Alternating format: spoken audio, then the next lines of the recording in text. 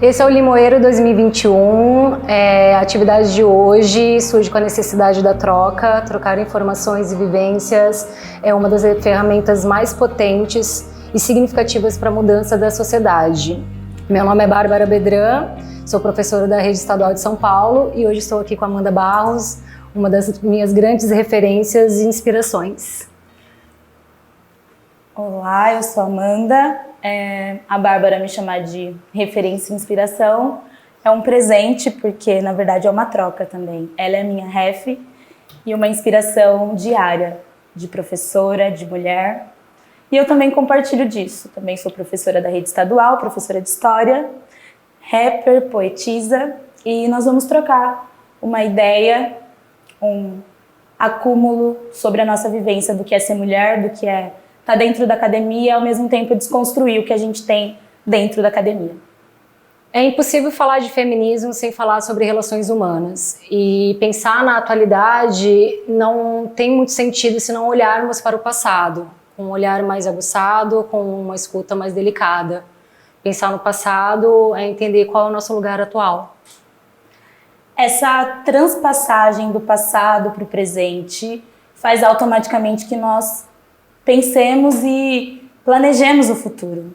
E o importante de diagnosticar o passado é isso, porque nós não vamos conseguir saber qual é o nosso presente, saber qual é a posição da mulher hoje, qual foi o resultante para as trajetórias que nós temos hoje, sem mapear exatamente a nossa historiografia da mulher e abrindo leques dentro dessa historiografia da mulher. E aí entra a história da mulher preta, a história da mulher indígena, a história da mulher quilombola. E a partir disso a gente vai construindo uma história que não é que está no livro, mas é que existe e reflete hoje. A importância da leitura, referências literárias, que através delas nós conseguimos ter contato com registros do passado. Então, assim, tem muita coisa que pela leitura a minha escuta fica muito mais aguçada, é o meu tempo de escuta, né? E eu não consigo fazer isso com uma troca de ideias em mídias sociais ou apenas numa roda de conversa. Então, por isso que a gente está aqui com algumas referências que possa ser importante para as pessoas que querem abrir, querem reorganizar as suas relações atuais e que são incríveis e importantes, assim. Eu trouxe aqui para hoje duas autoras brasileiras e uma norte-americana, e é muito interessante porque essas leituras, essa literatura se encontram. É sempre uma intertextualidade de uma coisa a outra. Quanto mais estarmos abertos ao conhecimento, mais nós conseguimos encarar o lugar que nós estamos e conseguimos encontrar possibilidades de vivências mais positivas. Nessa coincidência, eu também trouxe uma contradição de uma literatura americana e de uma literatura brasileira. O povo preto ele tem uma falha na nossa historiografia, que é a falta de registro. A gente costuma dizer que dentro da nossa historiografia não há registro, mas há memória. E é uma coisa que nós valorizamos. Dentro de todos os livros que nós trouxemos, existe memória. Então, para além do que está escrito, a nossa vivência, a nossa trajetória, que é a nossa memória, também vai fazer parte de todas as análises que nós fizermos nessa conversa. E o reconhecimento, né? Muitas vezes a gente consegue se reconhecer em alguns registros, em alguma poesia, em algum manifesto dentro dessas leituras. Eu acho interessante e importantíssimo nós conseguirmos nos reconhecer em nossos antepassados, né? Na ancestralidade, na história de quem veio antes, na luta dessas mulheres que veio antes e que torna possível nós estarmos falando disso com muito mais facilidade e abrangência nos tempos atuais. É impossível falar de feminismo sem fazer o recorte de classe e raça. E uma das autoras brasileiras que nos traz esse acesso à informação é Djamila Ribeiro. Aqui nós temos um livro bem pequenininho de bolso e a partir dele a gente consegue se encontrar e perceber. Eu, como mulher branca, consigo entender os mecanismos e reproduções de racismo. Acredito ser muito importante assumirmos todos os nossos preconceitos todas as nossas limitações, e o Manual Antirracista traz essa abordagem. É possível ter essa escuta mais aguçada num livro pequenininho, didático e com muita facilidade, cheio de referências. Eu acho que uma das coisas mais incríveis de encontrar e conhecer Djamila Ribeiro é que, a partir da leitura dela, do trabalho dela, ela traz muitas e grandes referências, né? Então há uma intertextualidade maravilhosa, trazendo para o acadêmico e saindo do acadêmico também. Então, é acesso para grandes pessoas, assim, um grande grupo. O que eu acho, assim, incrível na Djamila é essa generosidade que ela tem com o acúmulo que ela viveu. Ela tem uma generosidade em repassar para nós o conhecimento que ela teve. E o que eu acho interessante disso, até quanto professora, de referendar o conhecimento que eu tive, é essa troca natural e orgânica do que é. Então, o que a Djamila coloca para nós quanto referência de Bell Hooks, de Angela Davis, foi o acúmulo que ela teve. E nesse recorte de gênero e raça, eu trouxe Angela Davis também, apesar de não estar com uma Lélia Gonzalez aqui, porém, deixamos de ref imaginário aqui uma Lélia Gonzalez. E a questão do recorte de gênero e raça que a Angela traz, até onde eu estou, porque é um livro denso, é um livro pesado para quem já fez a tentativa ou concluiu a leitura, de resultantes do que nós somos hoje, e volta naquilo de o nosso passado reflete no nosso presente e, felizmente ou infelizmente, ele vai refletir no nosso futuro. Então, por exemplo, quando eu discuto a solitude da mulher preta hoje, eu tenho que validar que eu estou falando de um reflexo de uma mulher que foi escravizada, que foi posta como um corpo de mercadoria, que tinha uma dualidade de vida, que era dentro da casa grande quanto serviçal, inclusive sexual, e dentro de casa quanto uma mulher dona de casa, que nós também sabemos que é um trabalho serviçal. O trabalho da mulher hoje em casa é mais um trabalho. Então tem essa dualidade da questão do gênero e raça do passado, que hoje o que reflete para nós, mulheres pretas, é, por exemplo, uma solitude, um mecanismo de dualidade, de ter que aguentar, ter uma vida dual, sem saber de onde vem esse resultante, de onde vem essa força dessa construção, quando a gente sabe que há 300 anos atrás era normativo uma mulher ter uma dualidade tão pesada quanto ser escrava e ser uma dona de casa ao mesmo tempo.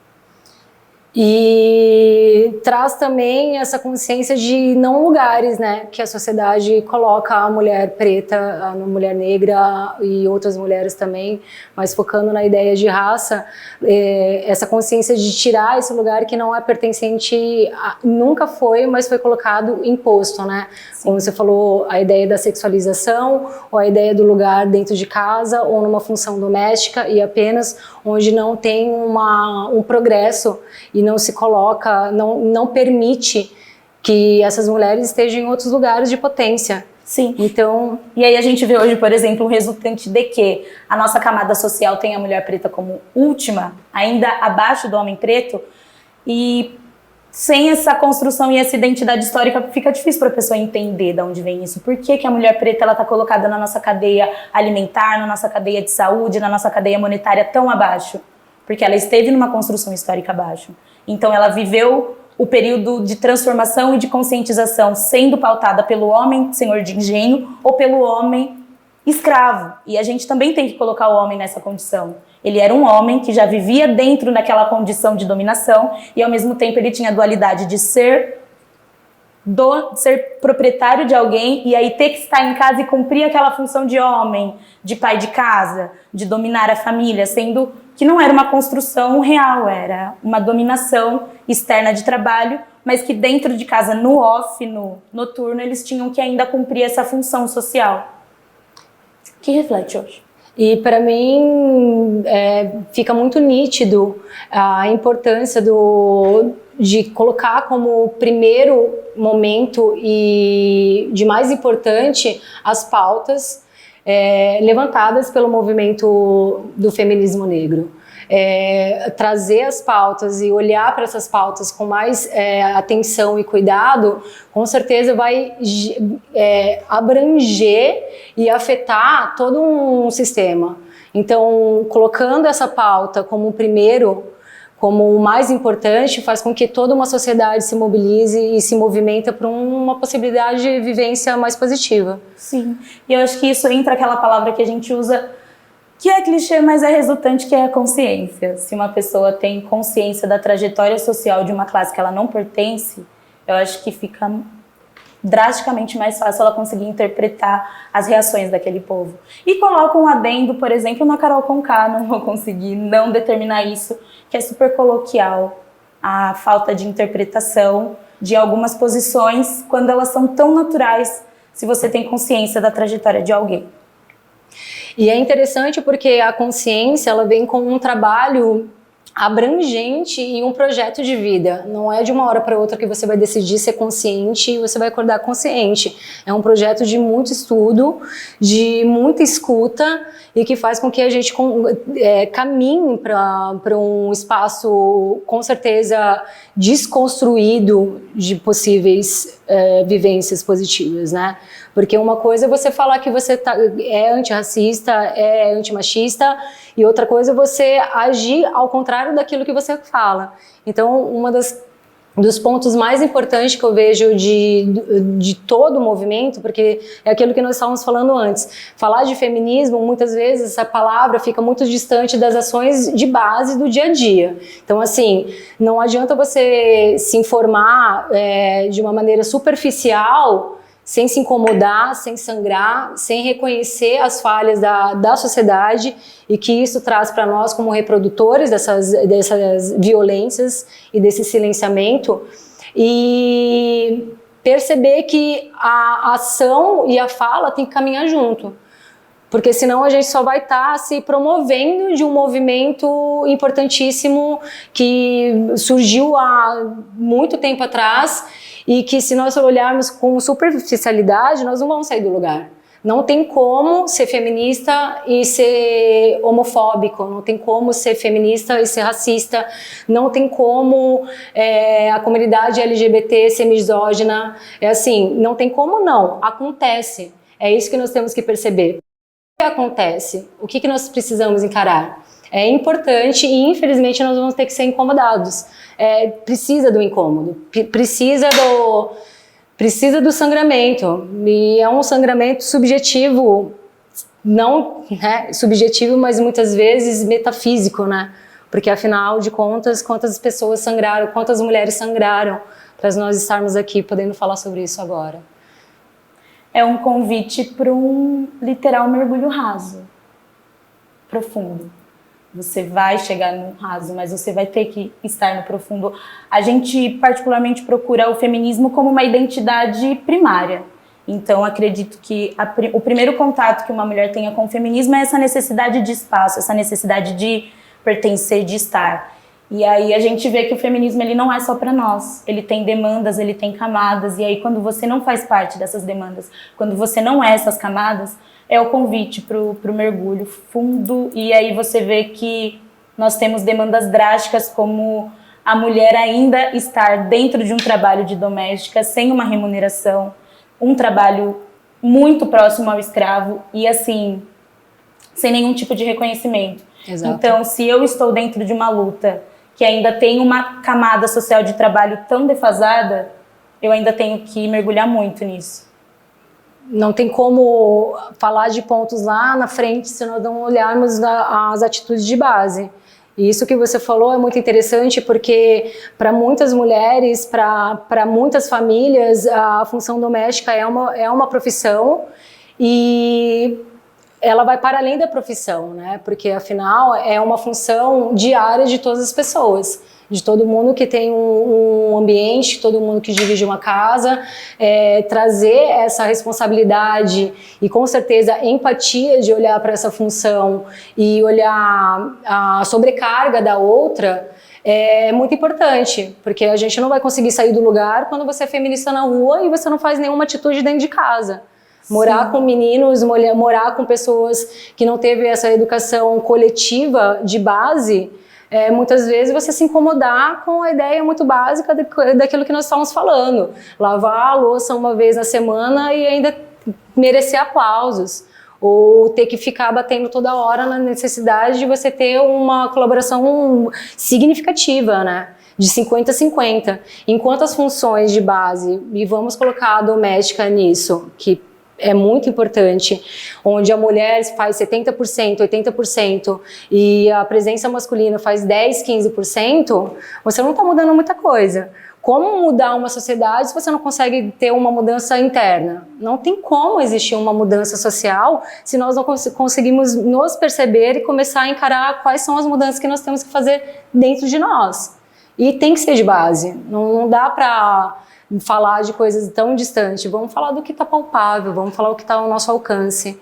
Olhar a vida com o macro é quase um desespero. É como pensar numa utopia, não vai mudar. Se olhar no macro, vai ser muito difícil a mudança. Vamos olhar no micro, né? Esse é o convite, né? Essa provocação, essa reflexão de começarmos a fazer atitudes significativas do micro, do dia a dia. Sim.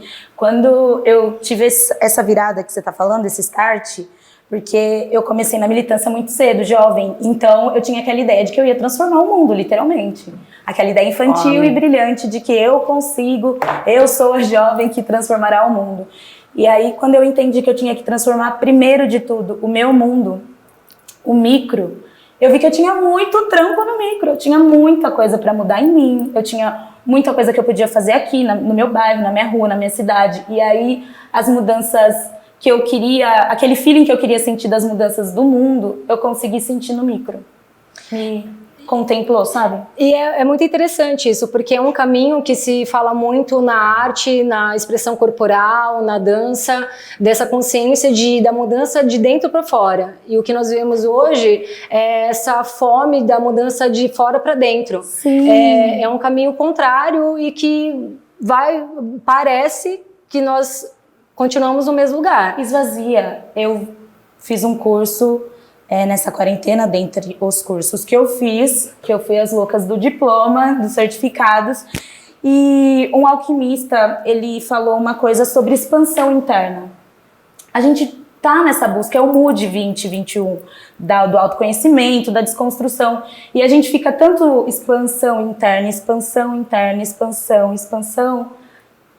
que ultrapassa a gente, mas não chega em ninguém. E aí, até onde é interessante eu me expandir e eu não ultrapassar ninguém? É muito importante, parece pequeno, parece básico e muitas vezes parece óbvio falar da mudança interna, como se fosse uma coisa prática, mas é um projeto de vida, é isso que você falou. Você perceber o quão você precisa reorganizar o seu interno, não é de um dia para outro, é um projeto, tem muita coisa a ser mudado dentro de nós e é automático, é fluido. Quando você consegue ter esse exercício, automaticamente já está respingando em ações externas. Você já está se conectando com o macro. Sim. Com o macro. E é um processo literalmente invisível. É subjetivo demais. É invisível, é interno, então é silencioso pro externo. E eu acho que um exemplo do micro é você ter a liberdade de poder pegar um livro da minha prateleira e ter a liberdade de pegar um livro da prateleira da Bárbara. Se vocês puderem ver as refs que nós trouxemos, qual é a base, ela trouxe um extremo e eu trouxe outro extremo. E nós somos duas mulheres feministas e que gostam de ler. Então, se o meu interno, se a minha mudança, ela me permite escolher e ter a liberdade de ser a feminista que eu quero ser, eu posso escolher ler um livro da Fernanda Torres e ler um livro da Regina, ler um livro de uma suposta atriz global e ler o livro de uma socióloga e tudo bem. E tudo bem. E tudo bem. O que é interessante quando a gente fala de leitura é que isso eu passo muito para os estudantes, para as salas de aula que eu ocupo, é que a leitura está para além do texto verbal. Quando a gente pensa em textos, existem os textos verbais e os não verbais. E quando a gente olha essas possibilidades, nós vemos que texto é tudo aquilo que comunica. Eu percebo que a atualidade, a leitura está para muito mais pessoas, existem muito mais leitores ativos hoje, comparado a 10, 30 anos atrás, mas o que essas pessoas estão lendo, o que elas estão consumindo? vejo muitos estudantes com preguiça de pegar um livro e terminar um livro, ter um projeto de 1, 2, 3 meses. Me reconheço isso também, porque as narrativas visuais nos dá uma facilidade de interpretação. Então, assim, fico 4, 5, 6 horas numa rede social, numa mídia social, mas eu não fico 4, 5, 6 horas com uma leitura que possa abranger o meu olhar e perceber e ativar a minha empatia, né? Eu acredito que não tem como falar de tudo isso sem a gente colocar a empatia para além da palavra. Sim. Pensar é um ato, sentir é um fato, já dizia Clarice Lispector. Não existe você falar da empatia sabendo que é se colocar no lugar do outro. Se você não fazer esse exercício de escuta. E é onde eu vejo a leitura um dos melhores caminhos de escuta. Porque você não tem aquele tempo de atravessamento que o outro está falando e você quer falar em cima. Você pega a leitura, você debruça nela e você tem o seu próprio tempo de digerir aquela informação. Um livro que eu estou lendo agora, não terminei esse livro ainda, que é o Livro do Amor, da Regina Navarro Lins. É um livro com muita informação, é um livro pesado, porque através desse livro, são 2 volumes, ela faz uma pesquisa de 5 anos, onde ela faz uma linha histórica sobre a história da mentalidade, né? E ela aborda as relações de afeto amoroso, de paixão. E aí você consegue perceber o quanto o amor é distorcido desde a pré-história. Eu falo distorcido porque por muito tempo e por muitos séculos o amor ele vem com um peso de posse. E como que uma palavra que é tão bonita e é tão próspera pode significar por séculos em relações a posse, a limitação, a baixa autoestima da mulher? Porque normalmente é a mulher que fica em baixa numa relação de posse, né? E é um livro que eu não vou conseguir absorver todo esse conhecimento de primeiro momento. É uma escuta que eu vou fazer agora, que eu estou fazendo agora, e se eu pegar esse livro daqui 2 anos, 3 anos, eu vou conseguir escutar mais, conseguir absorver mais. Então, a leitura realmente é uma ferramenta de potência e de abrangência, né? E atualmente a informação, ela está para mais acesso, ela está para mais pessoas. Nós conseguimos ter acesso a artigos e arquivos que há 10, 30 anos atrás nós não teríamos essa possibilidade, essa facilidade. Usar a internet como ferramenta de potência é o mais próximo. Poxa, eu não tenho grana para comprar um livro desse, mas eu estou a fim de encontrar esse conhecimento, pegar essa referência. Você pode pesquisar no YouTube, você pode pesquisar em alguns artigos de internet e você pegar essa informação de uma maneira muito mais rápida. Agora, a gente falando aqui, quem quiser pesquisar aí na sua casa sobre Regina Navarro Lins, sobre Djamila Ribeiro, sobre Shonda, pesquisa e você vai ter esse acesso. O que é mais importante é você ter a vontade de fazer e estar aberto a consumir, né? A esse campo da pesquisa. Quando você falou que a gente tem uma amplitude de notícias e de informação, eu pensei que a gente tem tanta, mas a gente tem tanto que a gente ainda tem tempo de criar fake news. Então, assim... E ainda sobre essa pluralidade de poder linkar, eu tive uma experiência nesse retorno às aulas de uma aluna do 7º ano falar: professora, eu tenho umas referências de mulheres pretas para te passar. E aí no final da atividade do dia ela colocou o WhatsApp dela na folha e falou: olha, coloquei meu WhatsApp aí, me chama que eu vou te passar os links. Então a minha troca com uma adolescente é de que ela tem referência de mulheres pretas para me passar, porque ela foi autônoma com a pesquisa dela, ela foi independente com a pesquisa dela. E eu, quanto professora de história, que podia dar um acúmulo para ela, saí de lá transbordada, sabe? E aí essa troca de informação literal que a internet traz pra gente é muito interessante. É muito interessante. É muito interessante. Basta nós termos esse olhar para conseguir pesquisar em fontes certas, né? Porque cai naquilo que nós estávamos falando antes. Atualmente, existem mais leitores ativos do que 30, 40 anos e, ao mesmo tempo, é um momento que chega mais fácil a desinformação do que a informação. E essa troca com os estudantes, com alunos, eu tenho uma sensação particular que eu aprendo mais do que eu passo muitas vezes, porque são vivências diferentes, são realidades diferentes. A educação me coloca num caminho de furar minha bolha de uma maneira muito, muito significativa. Chega a ser grosseira, né? Chega a ser assim, um susto. Um susto. O que um aluno fala, porque você transpassa um senso comum. Então, como você está numa rede estadual e você sabe até onde pode ir aquele conhecimento literal dele dentro da sala de aula, você sabe que às vezes é limitado. E aí ele chega dentro da sala e te fala, professora, eu não tô só aqui. Eu tô na rede. Eu sei pesquisar, eu tenho referências para te dar. E essa coisa só enriquece. Tira do gesso, né? Tira do gesso, onde o lugar do professor é passando informação e do aluno é escutando. E aquela certeza de informação, essa certeza que a academia trouxe para essa classe e que algumas vezes as pessoas até usam para justificar essa falta de reconhecimento que nós temos. Eu não tenho reconhecimento nenhum social, mas eu tenho a sabedoria. Então ela é minha, eu estou dentro da sala e pronto. Não. Eu não tenho reconhecimento mesmo, mas eu também não sou detentora do conhecimento. E essa humanização do professor que eu quero passar assim dentro da sala. E isso vai refletir, óbvio, na dúvida, no questionamento e aceito a condição. Aceito a condição. É gritante como educadores da nossa geração que está entrando com esse olhar, que já vem com a internet, com a facilidade e esse lugar que eu não sou único passando informação, eu não sou única, faz com que os estudantes tenham muito mais facilidade e empolgação de trocar com nós. Existe a escuta, existe de fato a troca. Sim. E é muito louco porque ao mesmo tempo, dentro da rede, eu ainda vejo o reflexo do machismo. Porque, por exemplo, eu preferível dar aula em ensino fundamental.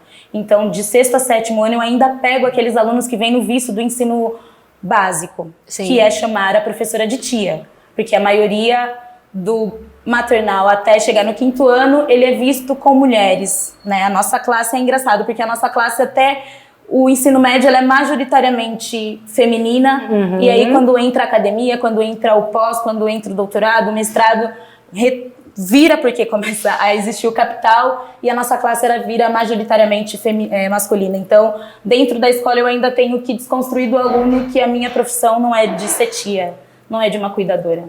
E aí a gente tem essa referência materna que talvez o aluno não teria com o corpo homem professor. Mas ele insiste em ter esse corpo homem com a mulher. E é algo esse histórico, corpo né? Maternal. Sim. E é algo histórico, porque é uma das profissões que, de primeiro, que aceitou a mulher. Agora você tem o direito de trabalhar, então vai para a educação, vai maternar. A gente vem dessa construção do magistério, né? Então, é uma profissão que eu vou fazer o ensino médio, então preciso de uma ocupação, vou para o magistério. Essa transformação da mulher do magistério sem uma ocupação reflete no hoje uma professora do ensino fundamental ainda ser chamada de tia. Então a nossa profissão dentro do maternal, ela é maternal, literalmente. É confundida a profissão, porque ela está ali como uma, entre aspas, cuidadora de uma criança, mas ela estudou para ser uma pedagoga. Mas a imagem de ser uma mulher transforma ela no final, no resultante, na última coisa da profissão dela. Ela é tia, ela cuida, ela é a tia da escola, mas ela não é a pedagoga. E aí o passado reflete na nossa profissão até hoje. Nessa transformação da mulher, quando acaba o ensino médio, quando acaba esse cuidado, entre aspas, do corpo da criança, ele vai para um corpo adulto dentro da academia, porque ele recebe mais, ele tem mais tempo para estudar e ele é um campo majoritariamente masculino. E aí, novamente, a mulher perde o espaço para o machismo social e estrutural. E é interessante porque essa coisa do materno, ela afeta a educação, assim como ela afeta outros lugares da mulher na sociedade, né? Muitas relações, grande parte de relatos de amigas minhas que se relacionam, já se relacionaram com alguns e vários homens, existe aquela sensação de que ele olha para ela como se ela fosse a mãe. Tem uma pegada de uma tendência de acolhimento maternal E a gente tem que parar de olhar, não parar, mas olhar para isso com cuidado. Nós temos direito de não ter essa pegada maternal, como que se colocam esse instinto maternal.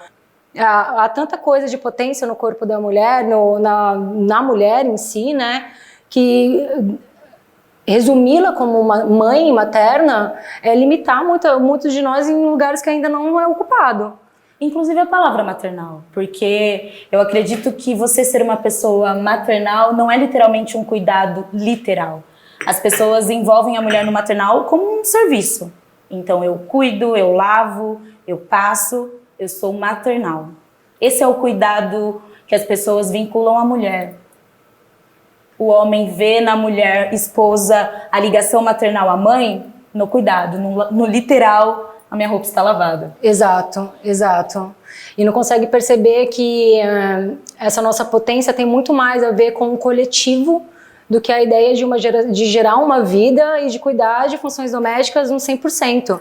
Exatamente. Há uma energia, há uma potência de coletivo. A gente olha realmente para um todo. Sim, e essa questão do coletivo ela é uma vivência óbvia. Se a mulher ela carrega isso de uma forma tão natural, é porque historiograficamente nós conhecemos mulheres que deram conta de gerar 12 pessoas numa vida útil. E de gerar, criar, amamentar, é literal, sustentar uma maternidade viva. E tem um ponto, a Regina Navarro Lins, ela traz isso muito no livro do Amor, sobre esse ponto da história e demorou muito tempo para falar sobre sexo na ideia do prazer, né? Por muito tempo a história da humanidade focou na ideia do sexo, da troca por procriação. Realmente o machismo lá no começo do sistema patriarcal percebeu que ele faz parte da procriação, da geração de vidas, e pegou essa potência da mulher que é gerar e pegou para ele como propriedade.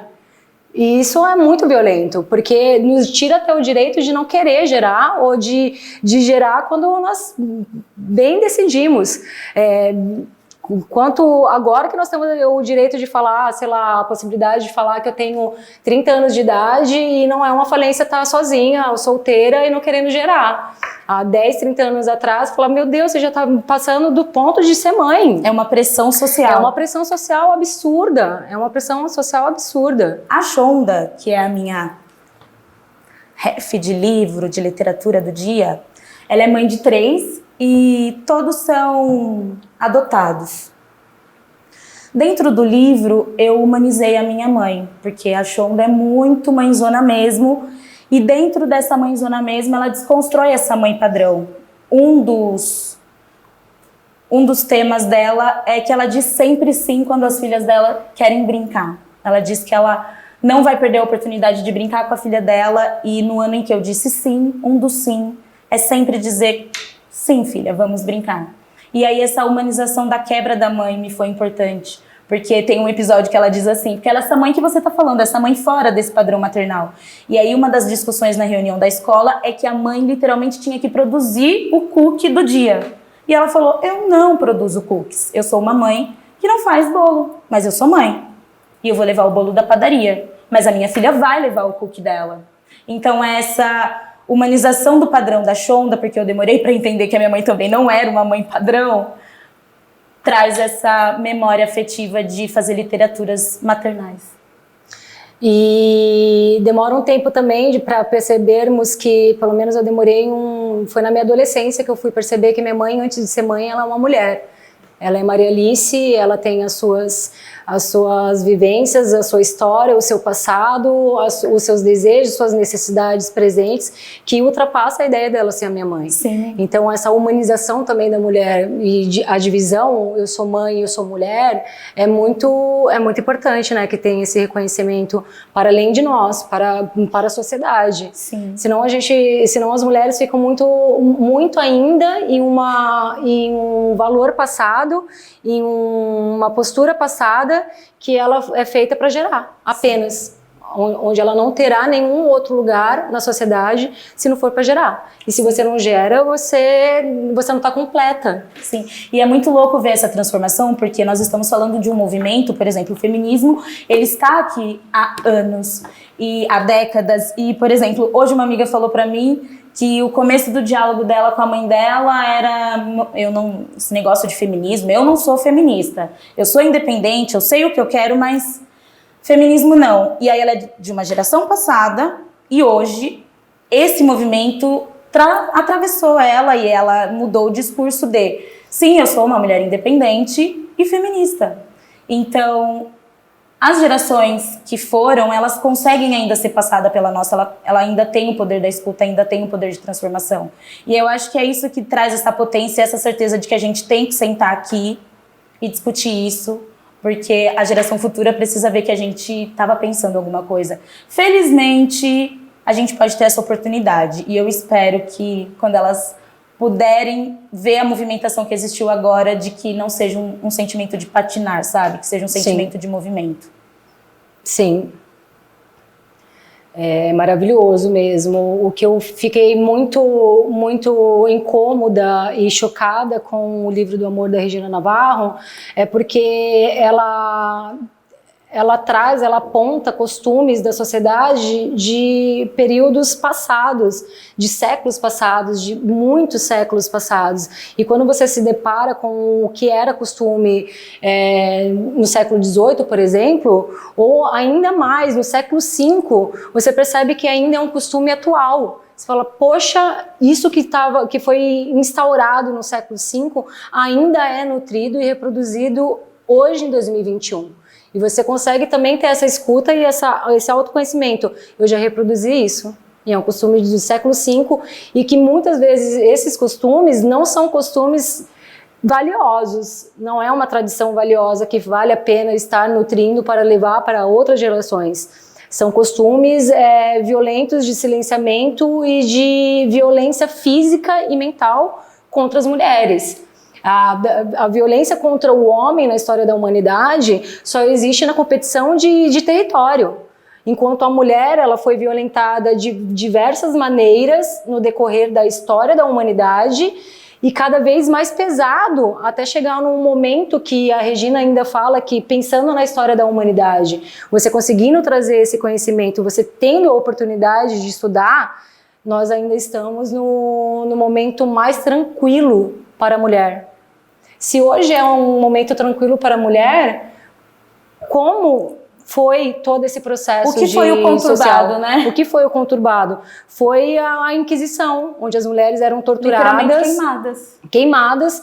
E nessa época da Inquisição existia uma profissão que o homem torturava a mulher com agulhas e ele torturava por horas até ela assumir que ela realmente tinha um pacto com o diabo. Ela não aguentava mais essa tortura, porque ela não fazia parte de um padrão que a igreja estava instaurando na época, e ela simplesmente era torturada até a morte e ela pedia para ser queimada, porque ela já não aguentava mais essa opressão. É um absurdo e ao mesmo tempo interessante, mas não de uma maneira positiva, o quanto nós percebermos o que as nossas antepassadas passaram e entender que muito disso está na nossa herança cultural. Está dentro de mim. É uma violência que ainda está aqui e pode passar para frente, e vai passar para frente. Sim. Enquanto o coletivo social não olhar para esse tema, que é um tema que abrange vários outros temas. O machismo, sim, o sistema patriarcal começa na opressão da mulher, mas ele ganha tanta força que ele começa a oprimir outros lugares da sociedade, sim, onde não é só a mulher que sofre com isso. Na verdade, os homens também sofrem, e é interessante os homens escutarem e começar a ter uma participação nisso. Afinal, o sistema patriarcal e o machismo é uma responsabilidade do homem, né? Não foi uma criação nossa, não é, sim, uma criação nossa. Então é de extrema importância que os homens começam a se responsabilizar e rever os seus atos atuais. Quando você fala dessa questão de o homem e a mulher estarem dentro do mesmo período historiográfico e dentro desse período historiográfico eles terem uma exigência diferente, uma necessidade diferente. Sim. Eu vou dar um exemplo que eu pensei, que foi no período da Primeira e Segunda Guerra Mundial, e eu uso muito esse exemplo porque é gritante que a mulher ela estava sendo enfermeira, costureira, dona de casa, mãe, filha, mulher, porque o marido dela também estava na guerra, o pai dela estava na guerra, e tendo que dar conta de tudo isso. E historiograficamente, o que a gente vai contar da Primeira Guerra Mundial no audiovisual é o Pearl Harbor. O que era a mulher dentro do Pearl Harbor? Uma jovem, inocente enfermeira. O que era o homem do Pearl Harbor? Um dominador de aviões. O que você tem de historiografia da mulher na Primeira e Segunda Guerra Mundial? Ela literalmente salvou vidas. Se o homem conseguir estar com o corpo dele dentro de um campo de guerra, é porque a mulher vestiu, colocou a arma dentro do local que ele ia se transformar e depois curou ele quando ele voltou da guerra. A gente arremenda e redonda tudo e amarra e fica tudo bem e a gente não tem um resultante disso. E o nosso resultante, ele é cristalizado, ele é infantilizado, ele é adocicado. Não foi doce ser uma enfermeira no período de guerra europeia. E o que você tem de memória de uma enfermeira de guerra europeia? O doce, a paixão. Assim como a época medieval é reproduzida no cinema, em narrativas visuais, como um momento bem romântico, né? Onde existe a violência ali, realmente isso que você fala, que o lugar da mulher, ela não é protagonista, ela não tem um reconhecimento de tudo que ela faz, e não tem essa denúncia também o quanto que a mulher sofreu essa época. Então, assim, é tudo muito voltado ao herói, ao falocentrismo, o falo como herói, a atitude do homem como herói, e não entendendo que se não fosse por toda essa produção por trás e pela frente, pelo meio e por todos os lados da mulher, não existiria nenhum avanço e nem conquistas. Sim, e aí a gente usa o exemplo de que, nossa, a mulher dá conta de tudo, não, que babado. Romantizando. Historiograficamente a gente aprendeu, a gente teve que dar conta de tudo. Então, se a gente carrega essa carga ancestral de conseguir dar conta de tudo, não é porque nós somos super-heroínas, nossa, como mulher é foda. É porque, literalmente, a nossa história carrega a necessidade de ter que dar conta de tudo. Porque eu adoraria determinar algumas coisas sociais, como, por exemplo, lavar a louça, de que eu não sei. Eu tenho a mão igual, eu tenho o cérebro igual, mas eu não nasci para lavar a louça. Uma coisa historiográfica, eu sou homem. Como se a vassoura tivesse um gênero definido, né? Os utensílios de casa já têm um gênero definido. É muito atrasado. É isso que nós falamos, né? A ideia de olhar o macro faz com que patine. É muito atrasado muitas coisas, se nós não colocarmos no micro... É projeto, porque, por exemplo, as pessoas, aí alguém pode estar ouvindo a gente agora e falando assim, mas e naquele período em que o homem tinha que sair de casa para trazer o alimento? A mulher tinha que cuidar, né, da casa, ele estava saindo para pegar o pombo que ele acertou lá na floresta. E que ela que ia limpar para esse alimento estivesse no fogo também, virar um alimento de fato, né? E o que a gente tem a realidade hoje é de que a dualidade da mulher, ela é tão expressiva, de que o homem literalmente ele está assistindo as mulheres fazendo N coisas e eles ainda estão tentando justificar e tentando entender por que eles não conseguem fazer serviços domésticos. O período de emancipação do homem está pedindo dele esse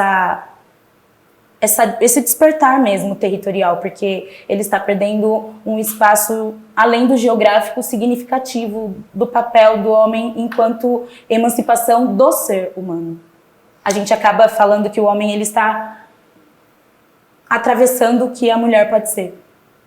Sim. E a Djamila, ela aponta isso no livro Quem Tem Medo do Feminismo Negro, da ideia da necessidade da mulher usar essas situações como mola propulsora para possíveis e novas existências positivas, vivências positivas. Por estarmos nesses lugares de fazer muitas coisas, de ter que dar conta de muita coisa, faz com que nós também criamos a empatia e percebemos o que pode ser mudar na sociedade para ser uma sociedade para todos, não só para um nicho de mulher, engloba tudo. Sim, até porque dentro dessa palavra mulher é uma profundidade muito grande. A gente fala de gênero, a gente fala de classe. E é importante desuniversalizar a mulher, né? Como nós temos demandas e pautas variadas, somos diversas, não tem como definir a mulher em pautas fechadas. Esse tipo de feminismo que se fecha numa caixinha com um perfil específico de mulher e não contempla outras vivências, outras necessidades da pluralidade de ser mulher, para mim não faz o corre certo. Não faz o corre certo. A exclusão de necessidades de outras vivências de mulheres em outras realidades, você está patinando novamente, você não está saindo do lugar, você não sai do lugar. Por isso que é tão importante olhar as pautas do feminismo negro como as de primeiro momento, de primeira importância, porque Djamila fala muito a ideia de o gênero entre mulheres aproxima, mas tem muitas necessidades e procuras que afasta. O que nós temos em comum, enquanto em 1851 ela fala que a mulher branca estava lutando pelo direito do voto e ao trabalho, as mulheres negras estavam lutando pelo reconhecimento de ser quem elas eram, com humanidade. Então, assim, não dá. Linda Quebrada, maravilhosa, uma artista, música, compositora maravilhosa, tem videoclipes que você consegue absorver muita coisa. O clipe dela, Blasfêmia, Mulher, traz essa narrativa da mulher trans com muita força, em lugares incômodos que a sociedade permite só isso.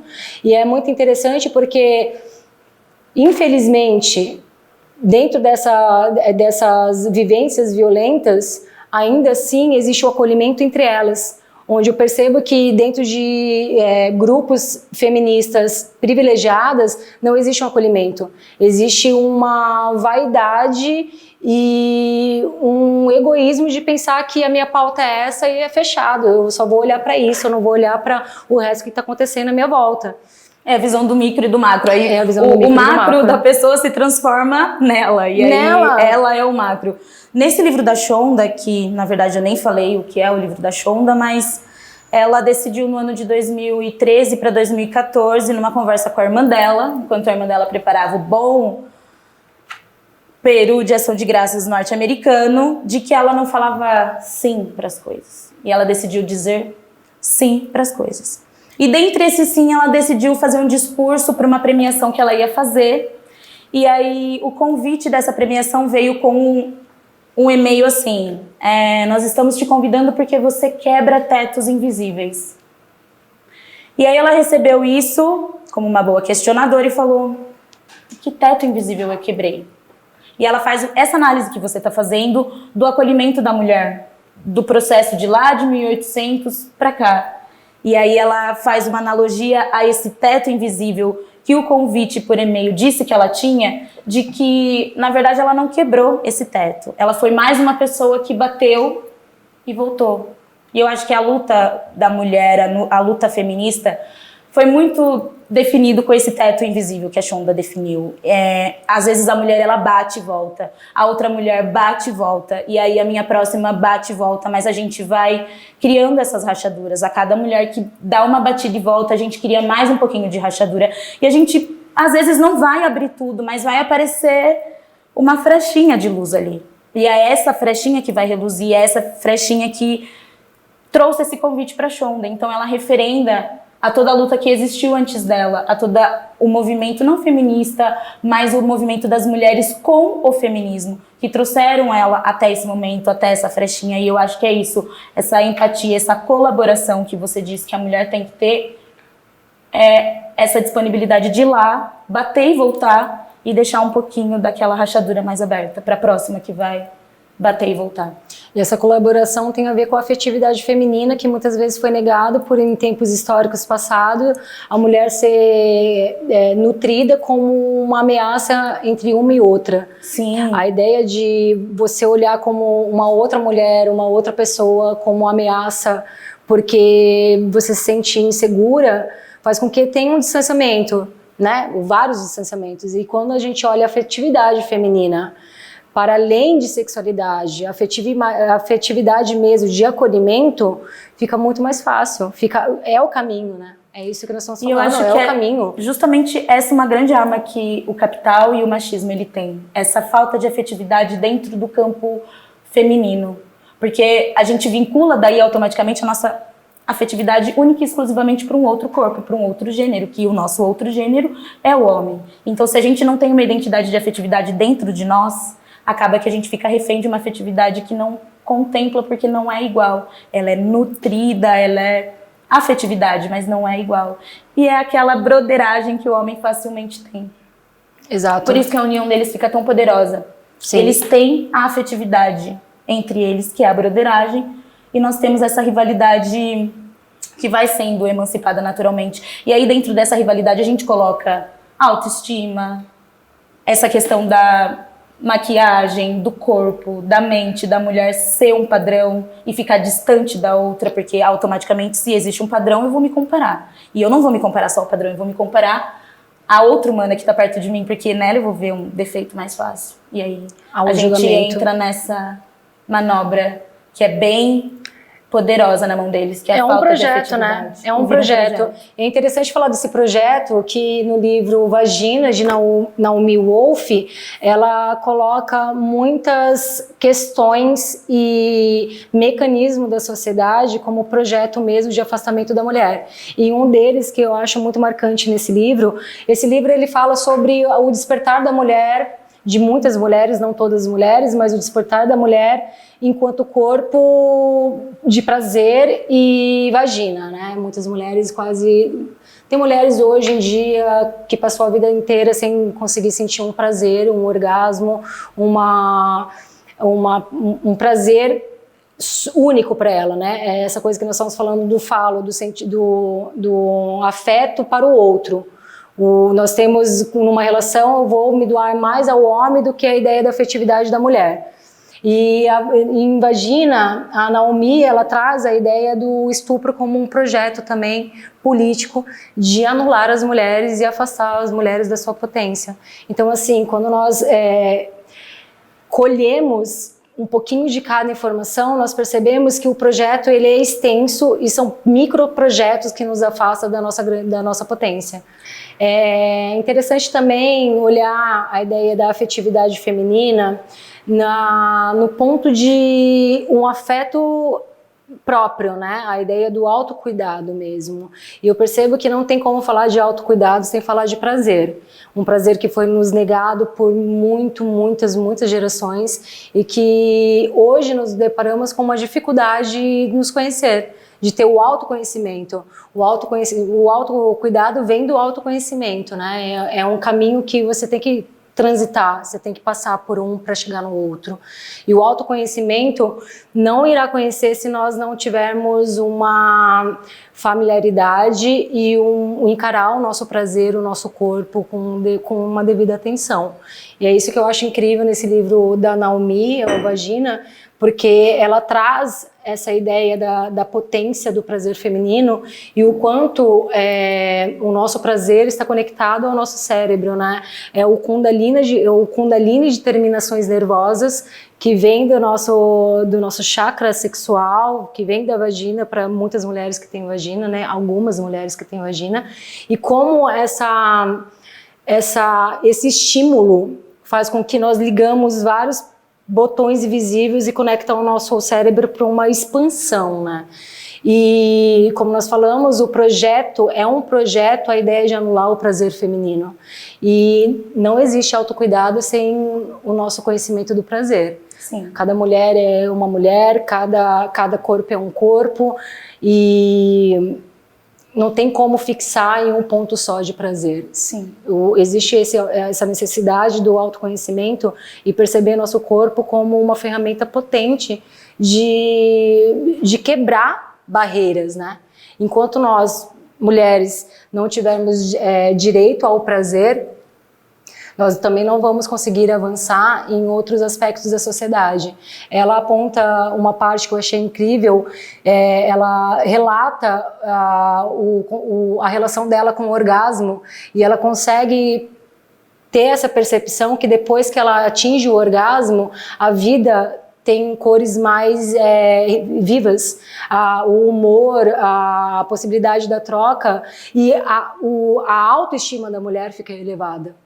Sem esse autoconhecimento, sem esse olhar para o prazer, nossa autoestima fica minada. E o interessante de determinar isso é que a mulher ela não deixou de estar num relacionamento sexual carnal. A mulher ela está transando, mas ela não está tendo prazer. Esse é o mecanismo. Então, o meu ato sexual está servindo para quê? Dentro dessa camada que você trouxe, dessa sexualidade, eu não posso deixar de delimitar o espaço da mulher preta dentro da sexualidade. Sim. O nosso corpo ele foi invadido, ele foi estuprado, ele foi forçado a ter relações. E ao mesmo tempo essa pessoa estava grávida. Eu já fiz esse recorte hoje da dualidade do processo da mulher escravocrata, de estar dentro de casa e de ser uma mulher sexual para o Senhor de Engenho. E aí, querendo ou não, a gente traz uma corrente ancestral sem ter como explicar, mas que ela é real. E aí, quando um corpo preto se vê na objetivação sexual, ele precisa de um autoconhecimento para se conhecer, para se entender e delimitar o espaço do seu corpo. Então, para além do que a Naomi traz, a Ângela traz essa falta de propriedade que a historiografia escravocrata deu para o corpo da mulher de autoconhecimento. Então, eu não me basto num quadril largo. Eu não quero que a troca afetiva que alguém for ter com o meu corpo preto seja por conta de um quadril largo. Como um homem preto não pode delimitar que o prazer do encontro seja pelo senso comum de ter um órgão mais avantajado. Sim. Essas quebras no autoconhecimento vêm através de uma consciência de classe. E que a Ângela delimita de uma forma bem pontual e até dolorida. E que a gente não pode deixar de pontuar. Eu até pensava, quando eu comecei a entender isso, que algumas posições sexuais elas precisam ser quebradas mesmo. De que algumas delimitações a mulher precisa começar a se apropriar dentro do sexo. Não só pelo prazer, mas até onde o meu corpo está sendo usado pelo outro, por um prazer exclusivo que não é meu. Eu não gosto dessa posição, ela não me é confortável. Porque eu ainda estou fazendo. Por muito tempo, o sexo ser classificado só como procriação, onde o falo é o centro e o que importa é o que ele está fazendo, e a gente se encontra num lugar, num momento onde, pelo autoconhecimento, pelo autocuidado, nós vamos conseguir enxergar e romper a ideia de que o sexo e reproduzir, porque acaba sendo uma reprodução, né? Muitas vezes nós estamos ali não sendo prazeroso para nós, e sim mais para o outro do que para nós. Muitas vezes a gente não sente prazer nesse tipo de sexo, nessa reprodução, nesse padrão de sexo. E rompendo isso, nós vamos ter acesso ao nosso corpo, ao nosso prazer. Mas é esse olhar. Tá bom para mim? É gostoso para mim? Nós não vamos conseguir chegar a esse lugar dependendo sempre de uma outra pessoa para poder proporcionar o ato. Sim. Né? Até porque a construção sexual ela é determinantemente alimentada pelo homem. Então a gente está falando de um homem que nós conhecemos majoritariamente consumidores de uma pornografia. Sim. E aí a gente é condicionada, porque majoritariamente a mulher ela tem um pouquinho mais, né, daquele receio de acessar esse tipo de conteúdo, mas ela está reproduzindo esse tipo de conteúdo. Sim. O homem está colocando a mulher numa posição de reproduzir o que ele tem de exemplificação de troca sexual, que é pornográfica, que é teatral, que não tem prazer. Que é a mulher como objeto novamente, né? Não existe troca, não existe escuta. É normalmente grosseiro. É aquela violência de atravessamento.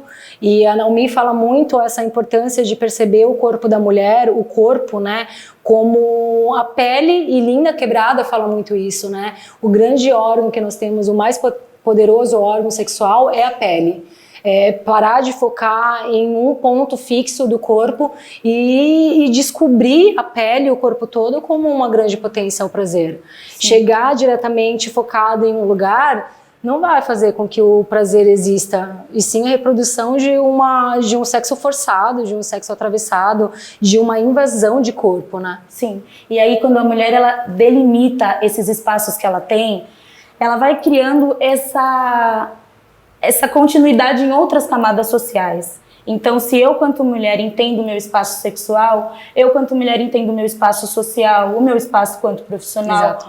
a minha posição dentro do movimento que eu escolhi de identificação, que no caso que nós estamos discutindo aqui é o feminismo. Então, se eu me aproprio do meu movimento, se ele é meu, eu não preciso perguntar para ninguém se é possível ou não eu ter um pelo embaixo do meu braço. Se é possível ou não eu raspar a minha cabeça agora. Se é possível ou não eu continuar sendo uma mulher lésbica, feminina. Então, dentro dessa propriedade de camada que você tem, dentro desse feminismo que você se apropriou, que é seu, ele é muito seu, real. Eu sinto o movimento que eu faço parte como meu. Eu tenho a Ângela, eu tenho a Naomi, eu tenho a Regina, mas além de tudo, eu tenho a minha história quanto mulher. O que eu trago disso. E aí a minha luta ela não vai ser nada além do que eu sou. Com o acúmulo e as referências, porque ter mulher como referência é a melhor coisa. Nossa, é revolucionário. É tudo. É revolucionário. Mas além disso, eu preciso muito me entender e me identificar dentro do meu movimento. Então, gente, é isso. Temos todas essas referências que vocês podem consumir, pesquisar, e para além dessas referências de leitura, né, as nossas bases referenciais não são só literatura, não é só leitura, tem muito do audiovisual e da música, e atualmente tem muitas mulheres maravilhosas soltando a sua voz e falando uma mensagem direto. Quero referenciar algumas, como Linda Quebrada. Linda Quebrada, ela tem um trabalho incrível, um trabalho que muitas vezes vai rolar um incômodo, e esse incômodo é necessário. Jupe do Bairro, Lué de Luna com seu projeto novo, Bom Mesmo é Estar Embaixo da Água, é um trabalho muito entrelaçado com a mensagem verbal, com o visual. Eu não posso deixar de falar da Lineker, porque a Lineker ela consegue falar do afeto de uma maneira tão incrível, rica, e é onde que a gente consegue trazer mais próximo essa ideia da afetividade, né, de conseguir se colocar como afeto e a necessidade. São pessoas que me ajudam muito, assim. Eu sempre me sinto melhor depois dessas escutas. Lineker acolhe, né? Nossa, demais. De uma maneira, a gente consegue sentir, né? Ninhando. Tem uma energia nanã, uma coisa Oxum ali, né? Com afeto, com... tudo. O afrodengo. O afrodengo, sim. As minhas refs são rappers, BR, feminista, ou são mulheres dentro do rap, sério. Ou são mulheres que fazem rap. Tem uma indígena que ela tem uma origem gringa, mas a família dela é de BH, que é Brisa Flow. Ouçam Brisa, o último trampo dela, que é muito marcante para mim, chama Fique Viva, que é um hino mesmo para nós estarmos atentas e fortes. Também gostaria muito de referendar a Mona Brutal, ela é bruxona do rap, bem gangster, e tem um contraponto à Brisa. A Brisa é mais sensitiva, mais natureza, essa pegada indígena, e a Mona já é cria de batalha, do centro de São Paulo, já vem de uma coisa mais gangue. Então, tem duas rap de contraponto para quem quer... o que eu gosto de rap? Tem a natureza e tem o gangue, escolhe, mas ouçam. E eu também gostaria de indicar um podcast que eu tô indicando para todo mundo. Eu não falo mais oi, eu falo oi, tudo bem? Escute para dar nome às coisas. É isso, as raps.